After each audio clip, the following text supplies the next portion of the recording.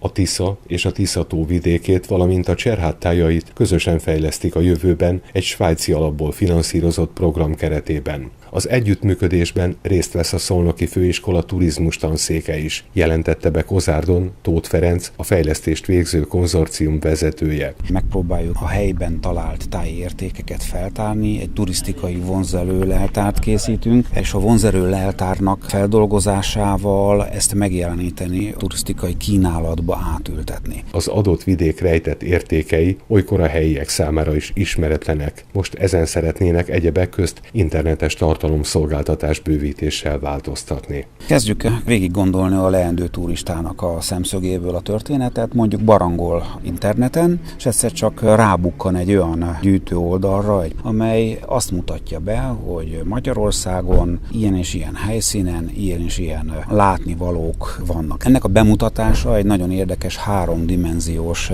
szkennelés eredménye, tehát magyarul az interneten online a turista behatol az erdőbe, a fák közé, megfordul, jobbra-balra tekint, nagyon látványos feldolgozásban tudja az adott területet bejárni.